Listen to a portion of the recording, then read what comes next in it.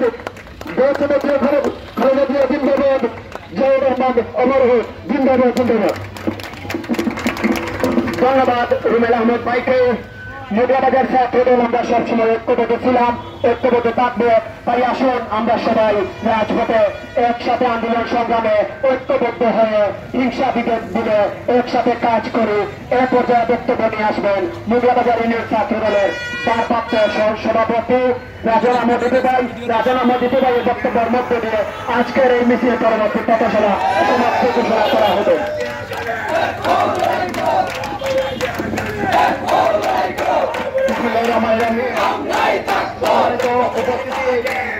আমি সর্বপ্রথম ধন্যবাদ জানাই এই সংগঠন ছাত্রদল ৮ নং মোগলাবাজার ইউনিয়ন শাখার আমার সংগঠনের যত নেতাকর্মী এবং সংগঠনের যত সদস্য সহ আমাদের এই মিছিলকে আমাদের এই প্রোগ্রামকে সাকসেস করতে গিয়ে আমাদের যে ভাই যারা আমাদের সার্বত্রিকভাবে সহযোগিতা করেছেন তাদেরকে ধন্যবাদ জানাই। আমি আরো ধন্যবাদ জানাই আমাদের সাথে রাজনীতি করে আমাদের এই ছাত্র দলের সংগঠনের সাথে জড়িত থেকে জীবন এবং জীবিকার তাগিদে যে ভাই প্রবাসে পাড়ি দিয়েছেন তাদেরকে আমরা আজকের এই দিনে অন্তত পক্ষে আজকের এই দিনে আমরা ভীষণ মিস করছি। ইনশাআল্লাহ পরবর্তীতে একই ব্যানারে তাদের নিয়ে আমরা আবার রাজপথে সহায়িত হব। সম্মানিত উপস্থিতি, আপনারা যে যেখান থেকে আমাদের এই সরাসরি সম্প্রচারটা দেখতেছেন আমি ধন্যবাদ জানাই। আজকের এই প্রোগ্রামের মূল আমাদের সিলেট জেলা যুবদলের যে পূর্ণাঙ্গ কমিটি হয়েছে আমাদের এলাকার যে ভাই সকল এই কমিটিতে স্থান পেয়েছেন তাদেরকে আমরা আন্তরিকভাবে মোবারক জানাই এবং আগামীতে ছাত্রদল স্বেচ্ছাসেবক দলের কমিটিতে যারা এই রাজপথে থেকে দীর্ঘদিন পরিশ্রম করেছেন তাদেরকে যেন মূল্যায়ন করে এভাবেই মূল্যায়ন করা হয়। আমাদের এই এলাকারই গৌরব, আমাদেরই গৌরব। আমরা এদেরকে নিয়েই আমরা রাজপথে কাজ করব।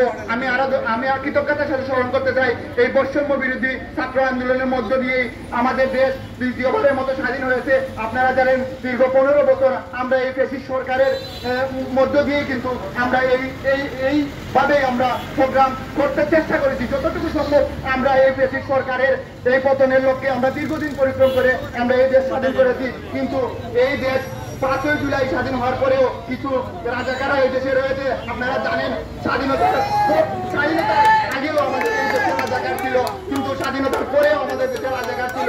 5ই জুলাই 5ই বিপ্লব এই দেশ স্বাধীন হওয়ার পরেও আমাদের দেশে কিছু রাজাকার রয়ে গেছে।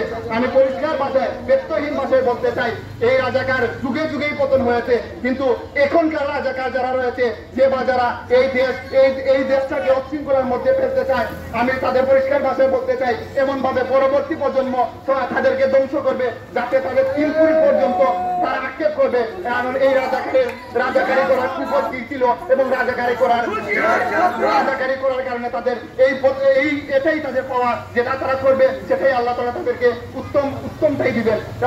সম্মানিত উপস্থিতি, আমি বেশি দীর্ঘায়িত করবো না। আজকের এই প্রোগ্রাম আমাদেরকে যারা সফল করতে সার্থক করতে চেষ্টা করতেন তাদেরকে আবারও আমি কৃতজ্ঞতার সাথে স্মরণ করতেছি এবং বৈষম্য বিরোধী ছাত্র আন্দোলনের মধ্যে দিয়ে যে ভাইরা শহীদ ভাই বোনেরা শহীদ হয়েছেন তাদেরকে আমরা আত্মার রুহের মাগফিরাত কামনা করছি।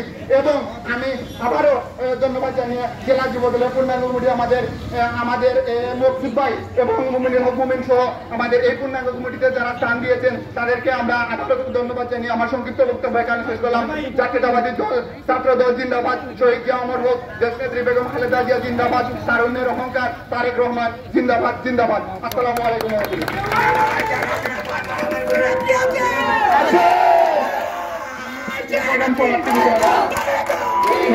রাহমাতুল্লাহ।